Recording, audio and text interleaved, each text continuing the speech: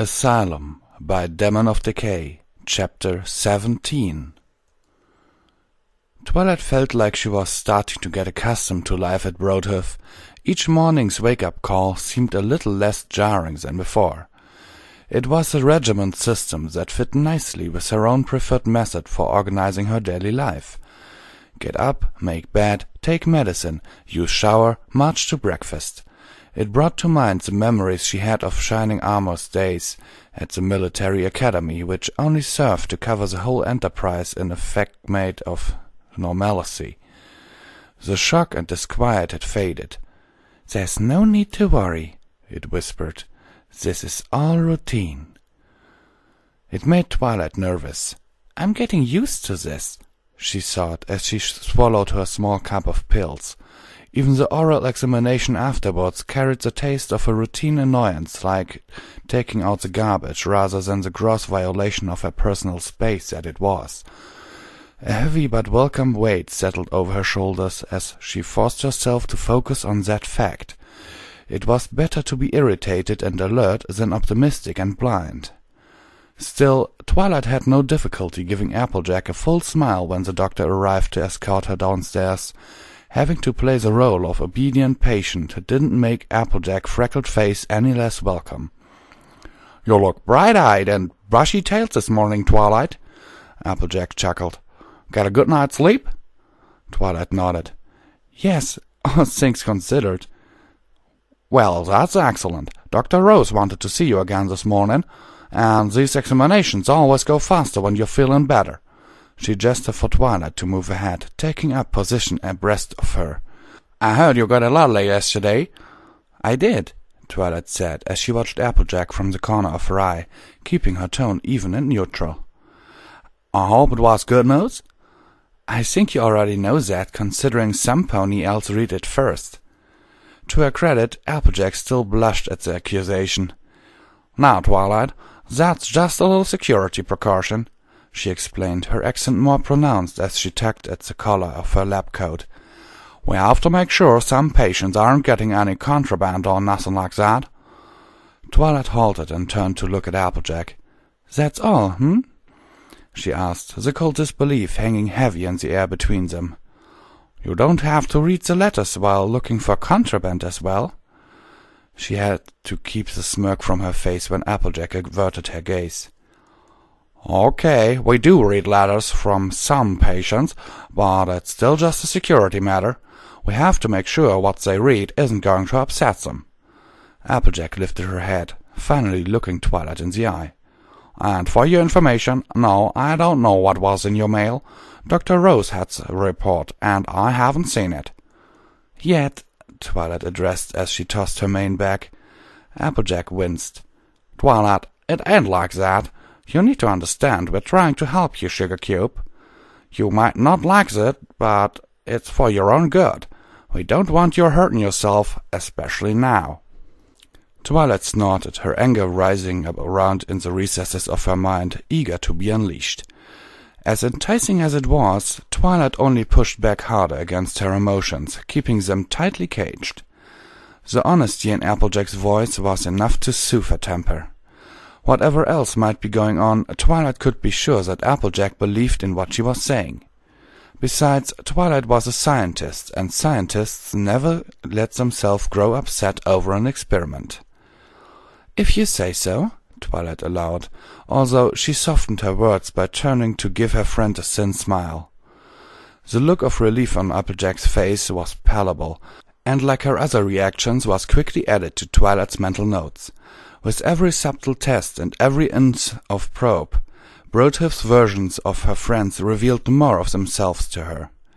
The fact that Applejack matched her real-world personality and temperament was a hopeful sign, but Twilight knew better than to jump to any conclusions. "The hypothesis is sound, but I still need more data." They traveled in silence, but as they passed down another unfamiliar hallway, it became apparent that they weren't headed to the cafeteria. Applejack, aren't we going to get breakfast?" "Sorry, Sugar Cube, not till later. I told you Dr. Rose wanted to give you a proper physical examination this morning, and that means no food until we're done." I'm starting to regret having spent dinner searching for Fluttershy instead of eating. She considered with a huff. Her stomach grumbled in agreement. Doing her best to not think about whether the other patients were stuffing their faces with, Twilight focused upon mapping their journey out in her head, adding the hallways and intersections to her growing map of Broadhoof. The traffic was surprisingly light, a pair of nurses trying to get a screaming cold up off the floor, the only distraction along during their journey. The lack of activity might have been suspicious, but the fact that most of the hospital's population was eating went a long way towards explaining the empty halls. Twilight groaned. Stop thinking about food. Solid wedges of gleaming metal and polished steel rose up before them in the hall. Bold red letters were painted across them declaring "Restricted Access." With their heft and bulk, the double doors seemed more suitable for a bank vault than a hospital. Every step towards them brought a shiver racing down Twilight's spine, images of what they might be protecting growing more horrible the closer they came. They were indomitable, insecurable, oppressive, and overpowering. They were everything their protector was not. Stationed just outside the doors, the lone guard in his wrinkled uniform snorted and jerked awake at the clip-clop of their approach, raising his head up from behind his small wooden desk. He blinked warily and barely glanced at Applejack's identification before bringing his hoof down on the button in front of him. The harsh clack of bolts disengaging was unable to mask his yawn, and he was already laying his head back down to the desk before they had passed through the opening. Looking back over her shoulder to watch the doors lazily swung shut, Twilight couldn't decide if she was relieved or disappointed. The next door Applejack led her to was the burly cousin of the imprisoning her in the room each night, the hinges reinforced and the window covered in thick bars. For a moment she felt transported into one of her daring-do novels, being escorted deep into the bowels of some mad scientist's inner sanctum. Twilight's eyes lingered on the large dead bolt on the outside of the door. She edged closer to Applejack as memories of her first moments in Broadhoof dribbled down the back of her mind. "Dr. Rose?" Applejack rapped her hoof against the painted iron, a small placard on the wall marking it as Examination Treatment Room 04. There was a soft click as the door unhinged its jaw and swung open. Framed in the doorway, the orderly Silas was even more imposing than before. With his broad frame and blank expression, he did a good job impersonating the door he was holding open. "Oh, thank you, Silas," said Applejack as the dark stallion stepped aside, allowing the two mares to squeeze past him. The examination room was a simple space that fit her predictions closely. Tiled floors, cabinets along the walls, and a gaggle of staff in clean uniforms. Dr. Rose, Nurse Ratchet, and two other nurses she didn't know glanced up as Twilight entered, regarding her like something between a lunatic and a child. Twilight did her best to ignore them as her eyes were drawn to the large piece of furniture that squatted in the middle of the room. Planted between two rectangular towers of chrome was a hybrid of table and bed that looked incapable of doing the job of either. The padded examination table was bolted to a silver pillar and barely reached up to Twilight's elbows, though the pedals around the base made it clear it was meant to change height as needed. Straps dangled down from the edges like the legs of some grotesque spider. She winced. The arachnid metaphors aren't helping. "Ah, Twilight, Applejack, so good to see you," Dr. Rose said as he looked up from his clipboard. Two orderlies Twilight didn't recognize circled around him and adjusted the table. Nurse Ratchet pushed a card over to his side, the tray's contents covered with a square of white fabric. Rose thanked Nurse Ratchet before stepping in Twilight's direction. "Are you feeling well?" Twilight watched Silas move over to stand beside the table, giving Twilight the same bored stare he always wore.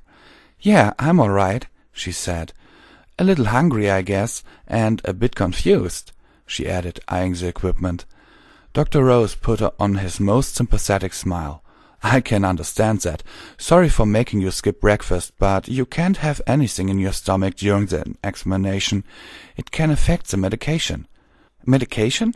What is the examination exactly?" asked Twilight, making no move to get any closer to the table. "And why would I need to be drugged before receiving it?" It's nothing serious. I'll be using magic and the electroencephalography machines here to get a reading on your brain's activity to compare to your pre-treatment baseline," he said. "The medicine is to help you relax and keep you from getting anxious. We need you calm but awake so you can answer our questions." The color drained from Twilight's face as she took a step backwards, the thoughts of being an obedient patient evaporating into subconscious mist. "You're going to be looking around inside my head?" she asked. "Oh, Sugar Cube, don't sound so worried. It's nothing you haven't gone through before," Applejack stated, placing a hoof on Twilight's back. "It's no different than when the doctor scans your broken leg or sprained ankle, right, Dr. Rose?" "Exactly," he said, giving the other doctors a thankful nod. "I can't use magic to, say, read your thoughts or anything like that. It's just a simple procedure to look at how the electrical activity in your brain responds to stimulation while these machines record the data." He tapped the hoof against one of the chrome monoliths that flanked the bed. Upon closer inspection, Twilight could make out the rolls of paper on their sides, resembling the sort of machines she herself had kept in the basement of the Ponyville library for her more scientific studies. "I'm not comfortable with this," Twilight said, shifting her gaze between the two doctors. "I don't like the idea of any pony digging around inside my skull without knowing exactly what they are doing, and I don't want to go through with this, please." Applejack coughed. "But why? I just said—" "I don't mean just this. I mean the whole treatment," growled Twilight, jabbing an accusatory hoof in Dr. Rose's direction as she looked into Applejack's eyes. "No pony has explained anything about what he did to me in the first place, and I'm not letting him dig around inside my head until I know the details." Twilight held her ground as Silas and one of the nurses took a few steps towards her, keeping her firm gaze upon her friend. Applejack blinked helplessly a few times before turning to Rose. "Doctor, why don't we just explain it all to her now, so we don't have to keep going through this every time?" He sniffled, adjusting his glasses. "I really don't think now is the time for this sort of thing. You remember how she can get once she thinks she knows more than the doctors. I don't want to end up feeding her paranoia. If you explain the treatment to me right now, I'll let you do the examination with no fuss," Twilight interjected before Applejack could reply, a little louder than she had intended. "I swear it, I'm just feeling so confused right now. If you can just let me know what this secret treatment is, it will help me relax more than any anxiety medication could." It was a bold-faced lie, but she didn't have any other option. The straps on the examination table were there for a reason, and the severe look in Silas' eyes made it clear he wouldn't have any qualms about using them. If the examination was a certainty, the least he could do was try to get something out of it. Dr. Rose fixed Twilight with a long, measuring stare before nodding in reluctant acquiescence. "All right, since you've shown remarkable improvement in your symptoms lately, hopefully your tendency towards paranoia has been reduced as well." His face hardened. "But remember, you gave your word to Dr. Applejack and I, and we're going to hold you to it. Understand?" "Yes, I understand." "Good," he muttered as he dropped his clipboard down onto the bed, his irritation vanishing behind his mask of vaguely benevolent detachment. He continued to stare at Twilight like an artist examining a blank canvas, even after he began speaking. "The short explanation is that your treatment combines regular doses of medication designed to suppress the symptoms of your schizophrenia, like chlorpromazine, with a regimen of non-surgical treatments meant to help your mind process medical energy to stabilize your condition. Although we hope that it could cure you entirely, the primary goal is to manage the symptoms and reduce the dependency upon intensive care without having to resort to more drastic and permanent measures." "Like what?" interrupted Twilight, glancing between Rose and Applejack. The two doctors shared an uncomfortable look. "A catatotomy," Nurse Ratched answered flatly, sending a chill through the room. Twilight blinked. "A what?" she whispered, hoping she had misheard the senior nurse. "A keratotomy," she repeated, with the cold detachment of personal experiments. "A dehorning. Surgical removal of a unicorn's horn along with a portion of the brain attached to the base to control symptoms and to make the afflicted easier to manage. "That's barbaric!" burst Twilight, disbelief and horror dripping from her face. She turned to Applejack, a desperate glint in her eyes. "When you and Rarity were arguing about this, I thought you meant only in extreme cases. You can't honestly think that cutting off a horn and lobotomizing unicorns is valid medicine." To her dismay, Applejack simply nodded. "It is terrible, but it's also an accepted practice to most of the medical community. For some patients, it's the only procedure that offers the results doctors want." A momentary burst of anger flashed across her face before she could collect herself. "You need to understand, Twilight, this is why the treatment is so important. We're hoping that the patients under Dr. Rose's care will show enough improvement that we can help end keratotomies. There is already a public movement to get it banned, but it's hard to convince the average pony on the street when most doctors think it's the best treatment available." Twilight shook her head in disbelief, unable to find her voice. She felt ill, as if they had admitted to using the death penalty or eating meat. "This isn't Equestria. There is the proof. Princess Celestia would never allow this sort of horror to go on in her kingdom."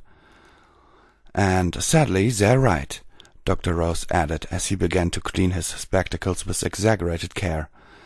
"With a Pegasus or an Earth pony, there is a predictable response to medication and therapy. A consistent dose of a medication will generically create a consistent effect within a patient. Unicorns are not so easy. Magic creates new factors, new risks, that make proper and consistent treatment difficult to achieve." He lifted his head, giving Twilight's horn a pointed stare. "It's also why unicorns like yourself have to wear limiters, to reduce the amount of arcane energy reaching your brain so we can keep things stable." "I thought it was because you were afraid that if I didn't have it on, I would attack some pony and teleport my way out of here," she snapped with a bitter sneer, her anger slipping loose as she struggled to recover her composure. "Or because I'd just fry my mind if even tried to use magic, since I've obviously never been trained how to cast a spell." "That is only part of it. You don't put a cast on a broken leg just to keep a pony from bending it whenever they want. It's to make sure it stays perfectly straight at all times so it can heal properly. If we took off your limiter, your symptoms would get worse, even if you never even tried to cast a spell. The mere access to magical energy has a disastrous effect upon treatment." Dr. Rose sighed as he rubbed the bridge of his nose. When he returned his glasses to their perch, his deep blue eyes regarded her with soft concern. "Which is also why dehorning has been an accepted practice for so long. It's a simple solution to a complex problem. If access to the arcane energy causes problems, then remove the access." There was a long, uncomfortable silence after Rose finished speaking, the room's atmosphere oppressive and heavy. But as the shock faded from Twilight, it was replaced by a growing desire to hear more. The study of magic in all its forms was her true passion in life, and hearing theories about the arcane as they related to mental illnesses was undeniably fascinating. Even knowing they were probably as wrong as the world she was trapped in didn't make a part of her eager to hear more. In contrast to Twilight's eagerness, Applejack's expression was grim and somber, her eyes regarding Twilight in the same manner one would a friend who had just learned their grandmother had passed away. Twilight cleared her throat, the nose breaking the silence like a thunderclap on a cloudless day. "So, how does your treatment actually overcome the danger posed by magic?" she asked Rose with even poise. Instead of answering, he turned to Applejack. "How much time do we have?" She glanced at her watch. "We've got plenty of time. You don't see Wisp Willow till after lunch, and the Candlewood Medical Board aren't going to be here till 3 or 4 at the earliest. We can afford to answer a few questions." Applejack gave Twilight a friendly grin. "Especially if it helps her trust us." He affixed Twilight with a hard stare. "All right, but I'm going to make this quick, since we don't have all day." Only after Twilight told him she understood did he continue. "Now, the treatment has 2 distinct parts. The first is a combination of standard neuroleptics meant to fight the symptoms of schizophrenia. The goal is to put the brain into a normal state or near-normal state where the symptoms manifest more rarely or in a less pronounced manner. My research has shown that the brain needs to be tricked into processing information correctly if any serious treatment is to last. As he spoke, a hint of pride slipped into his voice, coloring his professional tone with an undercurrent of self-satisfaction. It was obvious he enjoyed hearing himself talk, and he gestured with his hooves. Twilight could see that he was warming to his audience.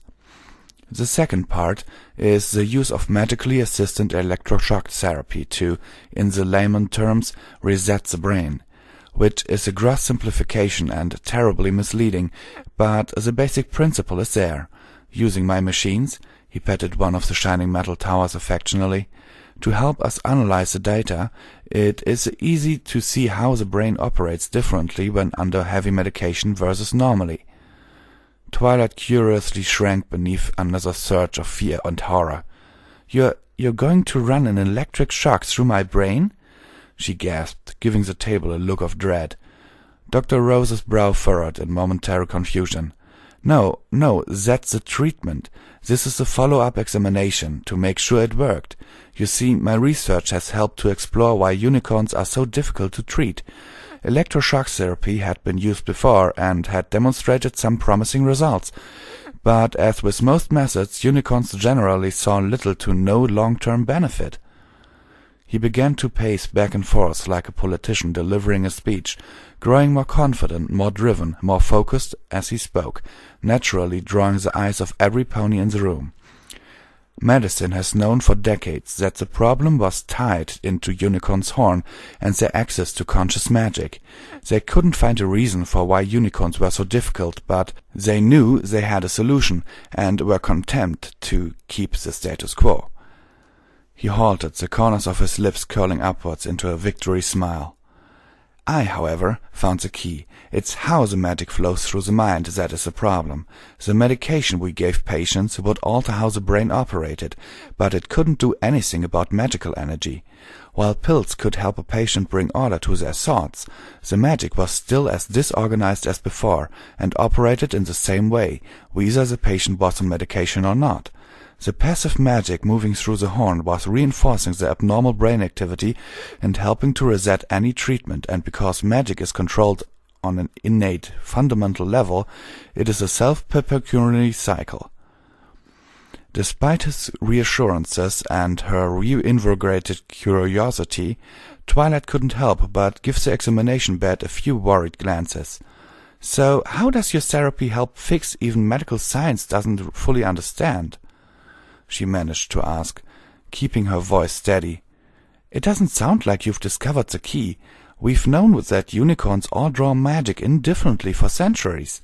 It's part of why some unicorns are more magically capable than others. Wasn't it already common knowledge that any adverse effects to the brain, either at birth or equated later, could have negative repercussions on how a unicorn handled magic? Dr. Rose deflated a little. Well, yes, it was understood that the manner in which a unicorn used magic reflected their wider mental state, but that's not the point. It's how a pony with memory issues will have trouble completing full spells, offered Applejack, as if reciting from a textbook.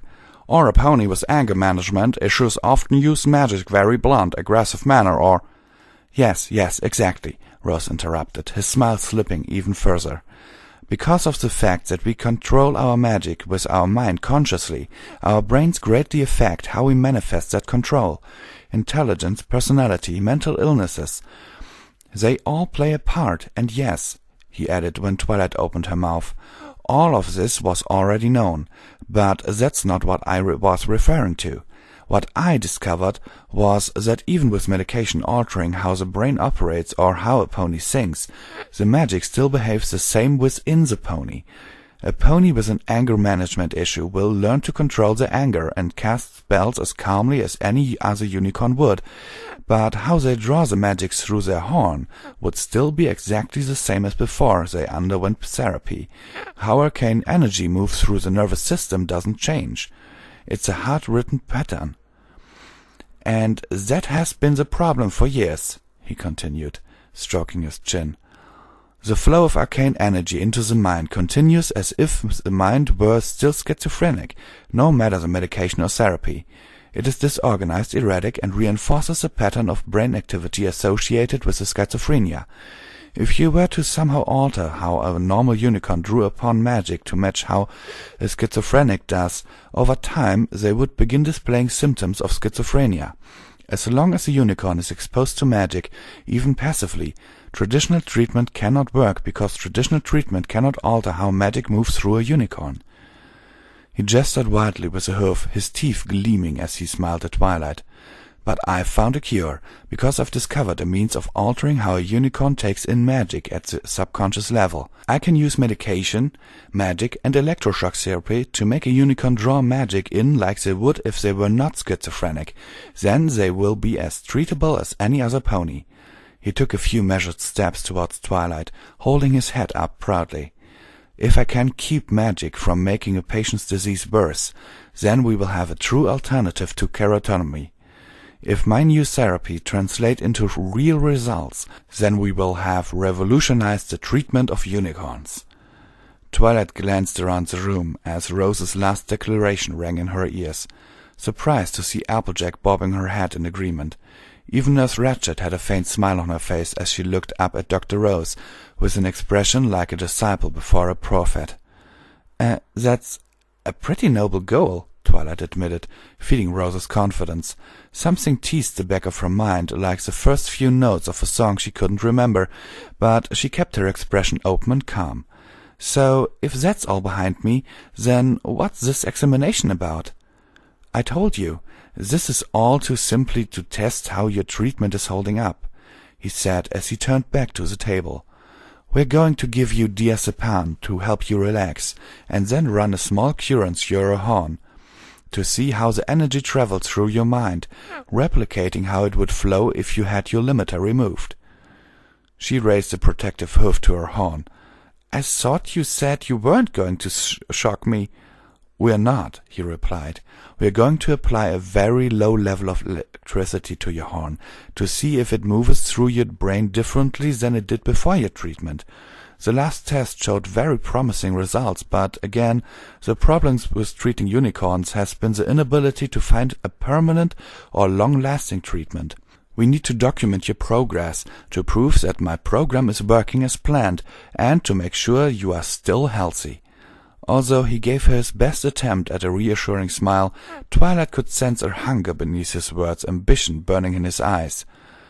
"Now, I think I've explained everything adequately," he said, patting the bed. "So it's time for your examination." There were too many questions racing through Twilight's mind. She'd finally gotten a full explanation for what he claimed her treatment was, but for every question answered, another took its place. Before she could voice any of them, however, she felt Applejack give her shoulder a soft squeeze. "Don't worry, Sugar Cube. I'll be here with you the entire time. I wouldn't let anything hurt you. We have to get this done, though, so just save any question for the next time, okay?" She wanted to resist, to ask more questions and demand more answers, but it was obvious from the expressions on both doctors' faces that they weren't going to give in. "Okay," Twilight sighed, surrendering to the inevitable. Still, she couldn't help but feel a bit satisfied. After all, they could have just strapped me down and drugged me without explaining anything, she consoled herself as she approached the table and its arcanic straps. After downing another small cup of pills provided by Nurse Ratched, Twilight gingerly climbed up onto the padded table and rolled onto her back. She did her best to keep her discomfort from her face as they strapped her down, trying hard not to think about how she had awoken the first morning at Broadhoof. There was a pneumatic hiss as one of the staff worked the hoof pedals, causing Twilight's table to rise into the air in short, jerking bursts. She tried to turn and watch as the sudden flurry of activity around her, but a pair of hoofs on either side of her head kept her muzzle pointed skyward. "You have to keep still now, darling. We're attaching the electrodes." Nurse Ratchet explained as she pulled Twilight's mane back, leaving the sides of her head bare. Twilight blinked as she looked up at the inverted nurse, the gentleness in her voice a sharp contrast to the cold, brusque demeanor she normally portrayed. There was a soft warmth on the side of her skull as Dr. Rose's muzzle appeared above her. The gel on the electrodes he was applying just above room temperature. Even with her head held in place, Twilight could see the twin sentinels that stood to either side of her. She could see reflections of herself in the polished steel panels, the other two Twilights looking decidedly uncomfortable strapped to their beds. It took her a moment to work some moisture into her mouth. "You're sure this isn't another bit of electroshock therapy, right?" she asked, trying to make it sound like a joke. No one smiled. "That's correct," Applejack said from somewhere off to Twilight's right. "We're going to be passing a very tiny current through your horn, but it's not going to be painful or nothing. It's just to let Dr. Rose and the machines here get a picture of how the energy is moving through your brain." "So, if you're not going to shock me, why the straps?" "It's for a few reasons," Dr. Rose explained as he moved to her other side and began attaching the second set of electrodes. "We need you to remain still and relaxed. The diazepam will help and with any anxiety, but it can have side effects.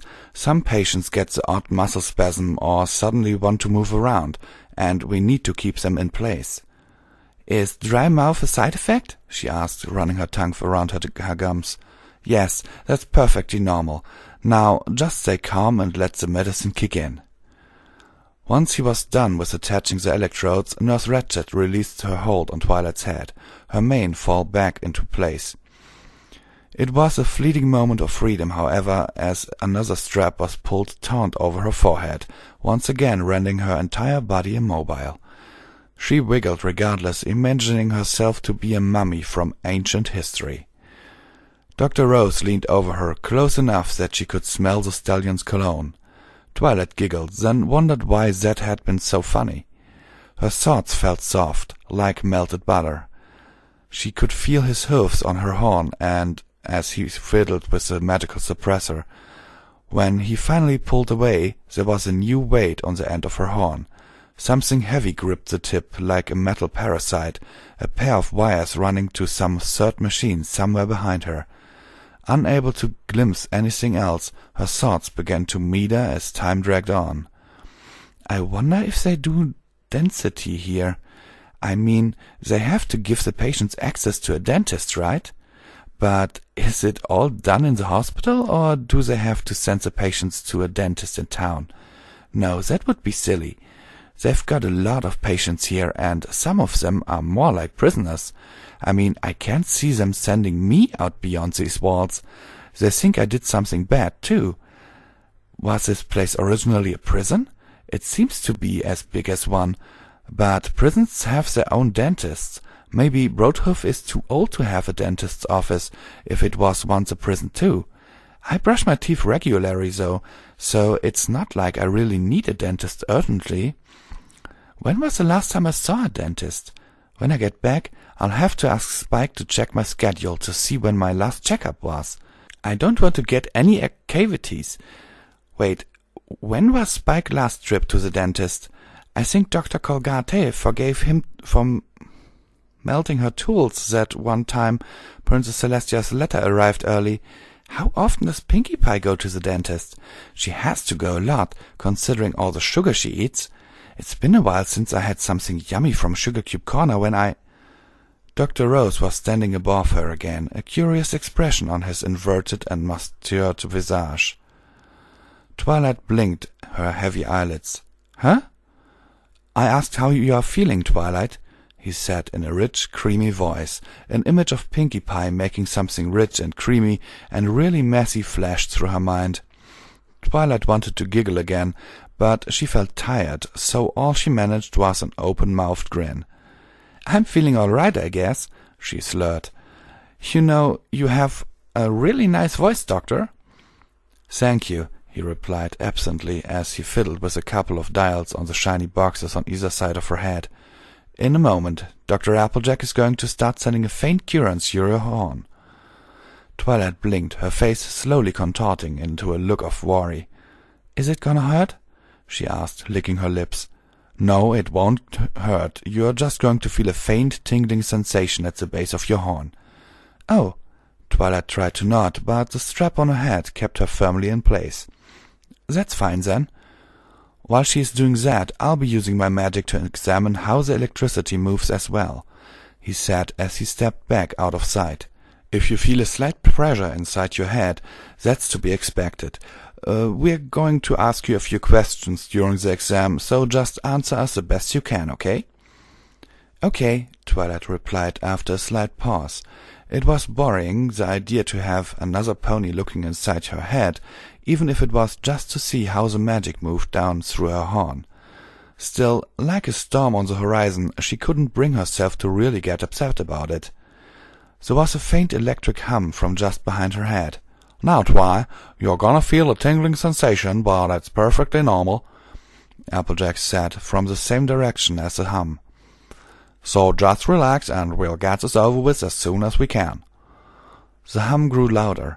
It sounded angry but muffled, like an agitated beehive on the other side of the wall. "All right, Twi, on the count of 3. 1, 2, 3. Twilight didn't feel any tingling.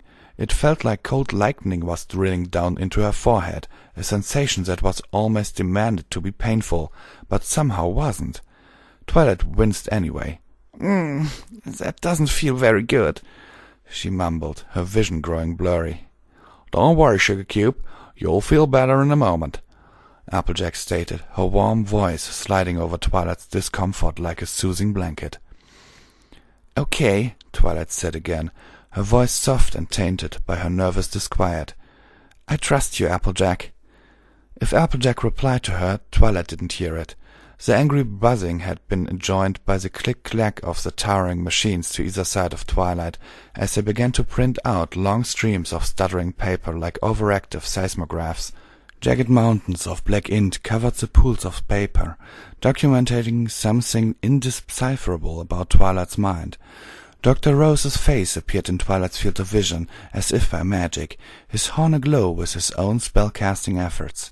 As he had warned, she could feel a slight pressure inside her mind, as if someone were gently prodding her brain with an invisible hoof, but that didn't seem truly accurate. It was alien and hard to define, less a physical sensation than a mental one, more akin to the thought of a hoof pressing against her brain than anything. She felt the pressure shift a little as he glanced down at her. Floating in front of him were a clipboard, a pen, although they were turned so she couldn't see what he was writing. It felt really unfair, and Twilight frowned. "Now, can you tell me your name?" It took her a few seconds to process the question. "Twilight Sparkle, of course," she answered, furrowing her brow. He scribbled on the paper without looking at her, his pen held in his magical grip. She felt the pressure inside her mind vanish before reappearing somewhere else, like he were moving a stethoscope from one spot to the next. "Where were you born?" "Canterlot." Again he jotted something down on the unseen paper before shifting his mental probe. "And how old are you?" 19. His pen froze in mid-air as he glanced down at Twilight, his expression suddenly inscrutable. "How old are you?" 19, Twilight repeated, as forcefully as she could manage, barely slurring at all. He continued to watch her through his golden spectacles. The pressure inside her head increased. "Are you sure?" he asked. "Yes, I'm sure," she declared with a grimace, her anger snapping its jaws as it slipped out of its bonds. The click-clack of the printers increased in volume as she met his gaze, their thin mechanical arms flailing wildly. "I know how old I am." Dr. Rose sniffed slightly, and the pressure relaxed before switching to a new location. He turned to look off to his side. "Let's move up to Stage 2 testing," he said in the direction she assumed Applejack was positioned. Her suspicion was confirmed when the power running through her horn increased. It felt like burning ants were crawling around inside her head, yet the unnerving lack of pain continued. The questions resumed as soon as the sensation passed to irrelevance.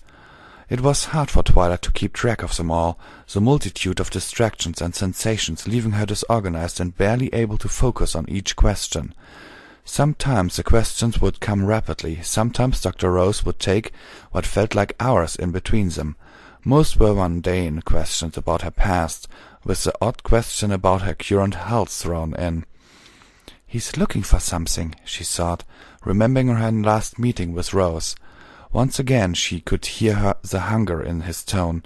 Even as muted and stoic as he tried to keep himself, she could catch glimpses of his inner turmoil behind his glasses whenever he asked about her past. There was a hint of confusion there, a seed of worry that seemed to grow with every question. Yet she couldn't find a pattern in his responses. When she answered in the negative about whether or not she had seen Spike or received any letters from the princess, the muscles in his face relaxed in a sign of powerful relief. His blue eyes burned with confident validation. When she confirmed that she was indeed in a hospital, had been there for days, and hadn't been hearing invisible voices talking about her, he seemed to be on the verge of cracking a smile. The questions only halted when one of the machines let out a whine like an injured animal before seizing up. "Printer's jammed again," one of the nameless nurses declared over the grinding of gears and the gnashing of stealth motors. "I think we had another electrical short. It must have done something to the toner cartridge." Dropping his clipboard on a nearby tray with an annoyed huff, Dr. Rose moved over to examine the machine himself. He played with the opening to the device, trying to pry it open. The nurse's diagnosis was confirmed when the printer hissed and spat a stream of dark ink out over his hooves. Dr. Rose swore. Wiping his hooves on his lab coat, he barked to call for a technician while a nurse removed the electrodes from the sides of Twilight's head. The sunlit tower was pushed out of her view, the nurses moving with it. She could hear the others gather around the broken equipment, their suggestions and observations blending together into the general hum of the background noises. Forgotten, Twilight had precious little to entertain herself with. She moved her bored gaze around the room for her stationary position, the walls holding nothing but a few emotionless cabinets and a single grated air vent. Her thoughts were hazy and indistinct, leaving it hard for her to focus her mind. Even when the technicians arrived, it was only a fleeting distraction. Her ears twitched and swiveled as she tried to paint an image of what was going on by sound alone, but the incoherent mass of muffled conversation and dismantled machinery left her none the wiser. Instead she focused on the gaps in the ceiling tiles, amusing herself by finding patterns in them as if they were clouds. Memories began to filter through her mind, bringing up images of sunny picnics and lazy afternoons spent with her friends staring up at the sky. Pinkie Pie was the most imaginative.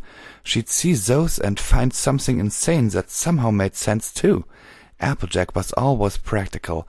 Rarity just saw more inspiration for dresses, and Fluttershy always saw little animals, and Rainbow Dash just saw more work. She thought with a chuckle. "We have to have another picnic when I get back. That would be great." She glanced away from memories, turning her head as far as the straps would allow to examine the working device she was still hooked up to. The sides of the machine were like silver mirrors, and she could make out her smiling reflection in the polished metal. It had a faint funhouse mirror effect, which only made her chuckle again as she scrunched up her face into the silliest expression she could think of, sticking out her tongue and waggling it through her teeth. Her reflection continued to smile back. A cold chill passed up her spine as they stared at one another, her reflection's grin growing wider as horror spread over Twilight's face. Twilight? She was trapped, defenseless, frozen by that dreadful smile. Her reflection's mouth spread apart into a grotesque measure of mocking contempt, while Twilight whimpered into desperate impotency, beads of cold sweat dripping down her pillow. "Twilight!" Dr. Rose's voice broke the spell, and she continued her gaze upwards to find him looking down at her, his inverted gaze wearing a look of concern. "Twilight, are you okay?" he asked. Twilight licked her lips as she glanced at the machines again. Her reflection was there, strapped to the table and looking back at her with nervous eyes. Yeah, I'm okay," she said. Her voice was dry as her mouth. He glanced over at the machine and frowned, his expression agitated. When he finally turned back to her, he wore a stained attempt at a reassuring smile. "Don't worry, we got most of the data we needed. This way we can compare your progress." Watching her reflection carefully, it took Twilight a few heartbeats before she registered what he was talking about. "Oh, that's good." She pulled her eyes away from the mirrored surface. "So, are we done then?" "Yes, we're done for today," he replied as he removed his glasses and rubbed the bridge of his nose. "It's going to take a few hours to fix the other electroencephalograph. They're wonderful machines, but quite temperamental. New technology and all that. It doesn't help that we've been having electrical issues all week, thanks to the constructions going on." He returned his glasses to their usual spot. "Still, I'm quite pleased with today's progress," Rose added as he began detaching the electrodes. "We had to end early, but only by about 15 minutes, which is not bad. You did very well." Twilight blinked. "You're welcome?" she replied, her thoughts still muddled and foggy. Closing her eyes, she let her head rest against her pillow, leaving the doctor to his work. Even with the assistance of the nurses, it took them some time to undo the rest of the straps, which the unspent furiously not thinking about her twisted reflection. It was Applejack who helped her up onto her hooves, supporting Twilight as if she were a drunk that had fallen off the wagon. Twilight might have been offended if she didn't fear her legs giving out beneath her. Fighting back the wave of dizziness as she was practically dragged across the tiled floor, she managed to find Applejack's eyes and smiled. "Thanks, Applejack." "Think nothing of it, Sugar Cube," replied Applejack as she braced Twilight's uncoordinated body, helping her to sit down in a nearby chair. "You did well today." Twilight waved the hoof in front of her own face a few times, giggling at the way it moved. She then switched to the other hoof for a few moments before looking back at Applejack. "I feel funny," she stated with a child's seriousness. "That's the medication wearing off. You'll feel right as rain in a minute. Now, I want you to just sit here until I come to get you." "Okay." Twilight watched Applejack trot over to Dr. Rose and Nurse Ratched before returning her attention to her forelegs. She giggled as she waved one, then the other. "It's like my arms are in molasses." She knew it was silly and foolish of her to be so enthralled, but it really did feel like her whole body was stuck in an invisible layer of molasses, the sense of movement not syncing up with her other senses. Over time, even that wondrous sensation grew stale, and Twilight soon found herself glancing around the room as boredom once again settled over her. There were a group of new ponies at the far side of the room, their tool belts and stained work clothes a sharp contrast to the clinical staff's crisp uniforms. They stood around the carcass of a slain metallic beast, the circuits and wires of the broken device pouring out from the removed panels like electronic viscaria. She watched them work with a morbid curiosity, but this too became less compelling with time. It didn't help that she felt a pressure behind her horn like an impending migraine that just couldn't get started. "Applejack, could I get something for my headache?" she whined as she rubbed her forehead even harder, the sensation exceedingly uncomfortable without passing the threshold into outright pain. "What do you mean? It's no cause for alarm?" Twilight glanced up at her friend's sharp voice. Although she had her back to Twilight, it was clear that Applejack's stance and the quick flicks of her tail that she was far from pleased. "If memory issues and continuing delusions aren't cause for alarm, then please tell me what is," Applejack said, a slight tremble in her voice, marking her efforts to keep her tone as polite as possible. The target of her displeasure was Dr. Rose, looked down, taken aback. "I'm just saying that you shouldn't be so quick to look for flaws this early in her treatment," he said defensively. "The readouts show that her mind is processing energy in a much more coherent manner. She becomes more social, more capable of proper emotional response, and, most importantly, she stopped hallucinating. Honestly, how can you be anything but thrilled at our progress?" "But what about her memories?" Applejack snapped. He sighed. "As I've said, those should come back—" "Yeah, they should come back," she interrupted. but they show no signs of coming back at all so far. Her delusions are all she remembers." We both know that there were likely to be some issues with memories. Temporary amnesia and confusion about what was real is very common with these procedures. We've seen it in nearly every patient so far. But it is temporary, he said as he lifted his head a little higher. We have to give Twilight time, that's all. I'm just worried about her and the other patients. This whole business with the delusions and amnesia, it's just nothing, like we predicted. Applejack ran a hoof through her mane as she let out a long, anxious sigh. But you're right, it's still too soon to tell. So what did your scans show? I'll get you a copy of my report by tomorrow, after I go over all the data. He glanced over at the streamers of paper he had salvaged from the machine the technicians had eviscerated.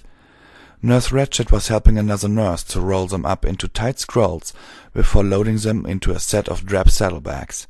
Initial impressions are good, though. I think the treatment has worked better than we ever could have hoped for. Applejack waited expectantly. One of her ears twitched. That's it? That's all you're gonna tell me? Describing to an Earth pony what I read and felt with my magic is quite difficult to do, he said, a hint of steel entering his gaze.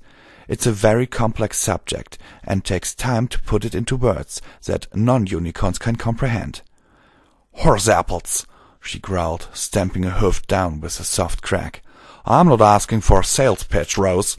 I just want to give my patients the best care possible, and I can't do that if you're gonna just treat me like one of the orderlies. I'm well versed in the mechanics of arcane control in unicorns, and you know it. Just 'cause I grew up on a farm and I don't have no horn, doesn't mean I'm a moron. Dr. Applejack, you forget yourself, he hissed. He pressed his muzzle in close to Applejack's, matching her scowl with one of his own. Don't forget that I offered you a chance to work here with me, when there wasn't a hospital in Equestria that wanted another Earth pony on its staff. I saw promise in you and went on a limb, putting my reputation on the line by hiring you. Don't make me regret that decision. Applejack's ears flattened against her scalp. I'm sorry, Doctor, she said as she glanced away, rubbing her foreleg awkwardly.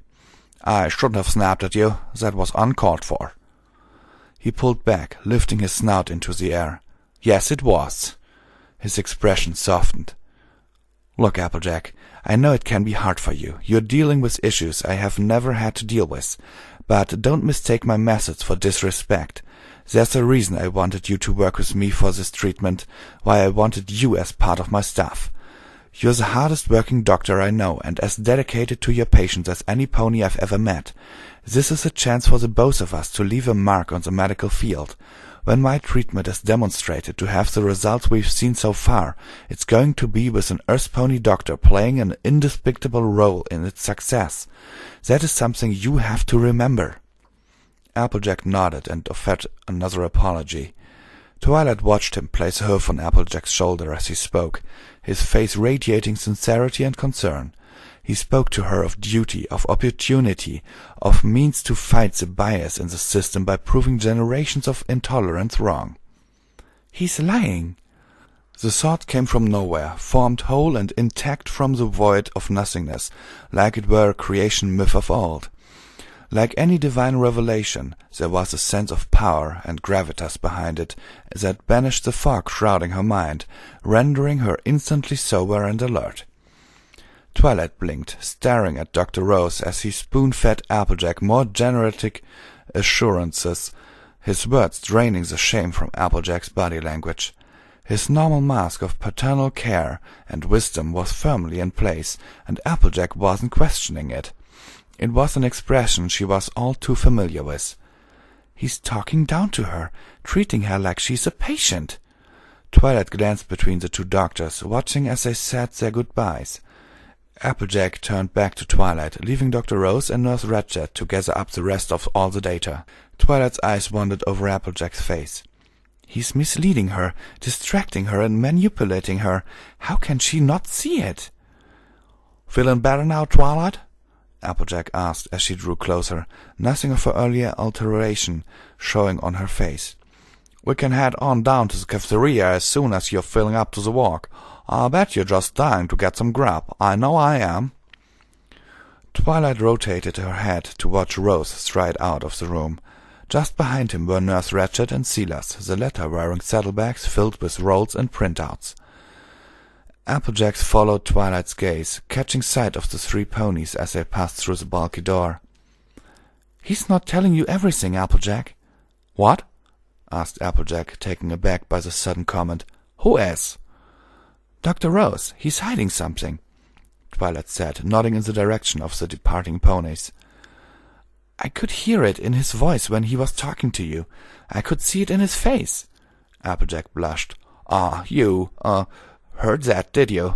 Well, it's nothing for you to be concerned about," she said. "The good news is that your treatment looks like it's doing great." "Why do you believe him?" pressed Twilight, as she turned to her friend. "He's hiding something, it's obvious. And he talks down to you. The Applejack I know wouldn't let some pony treat her like an inferior." "Hey now, I don't want to hear you bad-mouthing Dr. Rose," Applejack interjected. "We have our disagreements from time to time, but I respect the stallion immensely. He's forward-thinking, progressive, and just wants what's best for you and other ponies like you." "But he's not telling you the whole truth," Twilight said. She jabbed the hoof at the door Rose had passed through moments prior. "He's keeping something from you. It's not that hard to describe magic to a non-unicorn, and he didn't even let you look at the data before he and his cronies scooped it up and carted it off. They're probably doctoring the evidence now, changing data and changing stuff." Applejack chuckled. "That's right, there is the medication talking." Twilight groaned in frustration. "That has nothing to do—" She halted Twilight's protest with a raised hoof. "Look, do you trust me, Twilight?" "Yes, but—" "If you trust me," she continued, "then you'll trust my word on a stallion I've worked with for years. He ain't perfect, but he's a good pony and a good doctor." Twilight pawed at the floor in frustration. "But he's lying about something," she whined. "Why can't you see that?" "Look, why don't we go to the cafeteria and get some food, Twi? I'm certain a little exercise and a full tummy will make you feel better." Applejack's grin mirrored Rose's, landing somewhere between sincere and condensing. A loud growl from Twilight's stomach interrupted her carefully planned retort, coloring Twilight's cheeks red as Applejack's bit back her laughter. Twilight satisfied herself with a sharp harumph of dissatisfaction. "Fine, but you and I both know that he's not telling you everything." Sliding out of her chair, Twilight steadied herself against Applejack. Once she was certain she wasn't about to face-plant into the tiles, she returned her attention to her friend. "Deep down, you know I'm right." Before Applejack could offer a counter, Twilight carefully set off towards the door on her own. She was groggy, annoyed, and a little bit dizzy, but she was determined not to look weak. She wanted Applejack to see the confidence in her trot, the resolve in her spine. It would take time, but she would convince Applejack that there was something else going on at Broadhoof, something she couldn't keep herself blind to forever. Still, despite her frustration with her friend's stubborn ignorance, there was one thing Applejack had said that Twilight agreed to, the score of her being, and the certainty of that fact helped drive her onward, even when her legs threatened to give away. Lunch sounded really, really good. "So your brother wrote you, and you said he's gonna come by next week?" Twilight nodded with the ambivalent ease of someone basking in the warm embrace of a full stomach. Even a bland, institutional salad was a banquet when hungry enough. "Yeah, next Monday." "Well, that sure will be nice," said Applejack as they moved together at a languid pace. The afternoon sunlight filtering through the mesh-covered windows along the wall, illuminating the specks of dust that drifted along in the hospital's artificial breeze. "I'm looking forward to it," Twilight said with another nod. The soft ache at the base of her horn was reluctantly melting away now that she had something in her stomach besides water and medicine, and it was a blessed relief. When Applejack had offered her some painkillers, Twilight had been surely tempted. After the anxiety medication had worn off, Twilight had felt every inch of the aches, pains, and gnawing hunger that her morning ordeal had left her with. Just obtaining a meal had been its own ordeal. Those lunch mares really hate doing anything early, she thought with a lazy smirk. It had taken Applejack leading one of the sullen mares aside and having a quiet conversation with her before they had so much as given either of them an apple to munch on. Scarfing down their meals in the empty cafeteria and ignoring the glares of the lunch mares launched in their direction, Twilight and Applejack had finished in record time. Twilight had wanted to continue her earlier point to try and make Applejack see that Dr. Rose was not being forthright with her, but the need to get something into her stomach before she either collapsed or vomited had dominated her focus throughout their short stay in the cafeteria. After cleaning their plates and dropping their trays off in the return slot, the pair had exited without a backwards glance, and promptly had no place to go. Broadhoof was a kingdom where the timetable was monarch and the clock reigned supreme. Every patient's activities were planned out in advance, their day drawn and quartered into neat blocks meant to provide stability and order. It was a benevolent dictatorship, an iron hoof in a velvet sock, forcing ponies to do what it determined was in their best interests. It was a regiment world unto itself, where all were subjects to the whims of the almighty schedule. Finding oneself outside the schedule was like being in limbo. Lunch itself didn't start for another half hour, and Twilight couldn't take her place in her normal group therapy session without causing undue fuss and confusion that would only mud the clear commands of the invalid planner. The lunch mares had demonstrated how the staff reacted to unplanned changes in their clockwork lives. They were locked out of the schedule until the lunch period was over, with nowhere to go and nothing to do. Giddy with relief at having escaped the irritated glare of the lunch mares and enjoying their unplanned meal, they had chosen the only activity they could engage in until the schedule said they could return walking. "Yeah, I'm really looking forward to it," Twilight repeated as she shuffled along. The warmth of her mentor's sun was pure joy after spending so long in the encased bowels of the hospital. Even the thought of a nap, something she normally saw as lost productivity, was not disagreeable to her. I could really do with a friendly face. "You don't think I have a friendly face? Are you calling me ugly?" asked Applejack with mock indignation, striking a pose that would have satisfied an opera diva for the needlessly dramatic. Twilight tapped the hoof against her chin as she nudged Applejack's muzzle carefully. "Well, and now that you mention it," considered Twilight, earning herself a playful jab in the side. She laughed. "But seriously, it will be good to see Shining, even as strange as things are. It will be good to have him around for a while." Applejack's grin shifted as something warm and honest filled her eyes. "Family is important, Twilight. No matter how far you travel or whatever happens in your life, your family is gonna be there for you. Shining is a fine stallion, and I know he'll be plumb thrilled to spend some time with you." As they rounded the corner at the end of the hall, Twilight turned to look at Applejack in surprise and amusement. "You think my brother is a fine stallion?" Fire blossomed on Applejack's cheeks as she glanced away. "What I meant was—" Applejack's words died on her tongue as she looked up. "Oh, cat got your tongue?" Twilight teased, giggling like a schoolmare. "What are you going to tell me you have a crush on my brother, Twi, stop." The quiet and somber command was a mortal blow to their cheerful banter, leaving Twilight startled by the sudden shift in tone. Applejack's smile had vanished, replaced by an expression of cold marble. Twilight followed the direction of her gaze down the hallway, her eyes settling on a familiar unicorn pushing a wheelchair. "Is that Rarity?" Applejack nodded. With her back to them, it was clear Rarity hadn't noticed the newcomers. Pushing the wheelchair along the sedate pace, the gentle coo of Rarity's conversation with whichever one of her patients she was pushing echoed softly down the hallway. A confused grin spread over Twilight's face.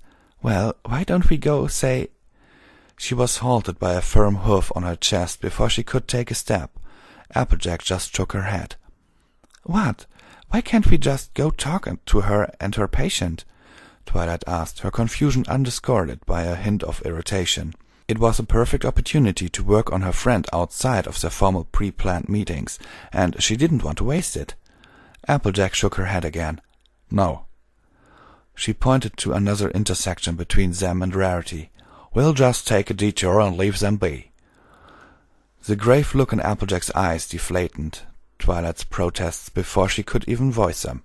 "Fine," she sighed in defeat. Without a word, Applejack moved forward, Twilight following reluctantly in her wake. The rows of windows allowed in a steady stream of golden sunshine that washed everything in an inviting yellow hue. With their patients in their scheduled locations and no other ponies around, it felt like they were in a pocket of serene calm, the only noise Rarity's soft voice. Her words gained clarity as they drew closer. Straining her ears, Twilight deliberately slowed her gait to a mere crawl. "Say something to those blockheads in Canterlot about our budget for this year, so hopefully we'll be able to hire some new stuff for the office. It is atrocious just how backed up we are. I swear those bureaucrats and penny pinchers just don't understand how much effort is required in this job," said Rarity as she pushed the wheelchair along, her tone as light and airy as if she were sharing gossip at the local tea-house. Dragging her heels, Twilight ignored Applejack's silent gestures to hurry up from the side hall. "But really," Rarity continued, as she glanced out the windows, "that's not important right now. I shouldn't be telling you about my problems, not on a day this beautiful." She turned the wheelchair towards the outside world, bathing the occupant in a warm rays of light. An earth pony filly in a clean white coat and a shaved mane resided in the padded seat. A stuffed bear sat in her lap, resting atop limp hoofs as she stared at the windows with an unfocused gaze. Twilight narrowed her eyes, ignoring a soft hiss from Applejack to hurry up. She'd seen that fall before. She knew it. It was a certainty, a fact, stronger than anything she felt when she thought she recognized passing faces from Ponyville. Like a stubborn pet, the filly's name was sitting there, just out of reach, but refusing to come any closer. The filly continued to stare ahead blankly, a thin strand of drool collecting at the corner of her lip, while Rarity rubbed her shaven scalp. "Doesn't it look absolutely gorgeous outside? I wish I could just sit here forever," Rarity declared before looking down at the filly. She chuckled, levitating a silk handkerchief from one of her pockets. "Oopsie, looks like you've made a little mess again. Here, let me get that, darling," Rarity said lightly as she bent down and dabbed at the corner of the young patient's mouth. The filly shifted in her seat and gurgled something as Rarity wiped up the escaped drool. She lifted the weak hoof in protest before it fell back to her side, knocking the teddy bear askew. Now, there's no need to be difficult. You're just a little messy," Rarity tutted as she finished cleaning the filly's muzzle. Only after Rarity pulled the handkerchief away did the foal stop fidgeting and resume her impassive vigil. "There, all better." The soft echo of the declaration was the only response. The filly continued to stare right through Rarity, as if she weren't there. Rarity's expression hardened as the trembling hoof caressed the filly's bare head, passing down the faded pink ridges of old scar tissue along her forehead. Rarity forced a smile onto her face. "You're still so beautiful," she said in close approximation of happiness. "Such a beautiful mare you're becoming, and as soon as your mane grows back, I'll style it for you, just like we used to do back home." Twilight stopped dead, her breath freezing in her lungs, as the last piece dropped into place. "Oh no!" The sunlight glinted in Rarity's eyes as she brushed her hoof along the filly's cheek. "Would you like that, sweetie?"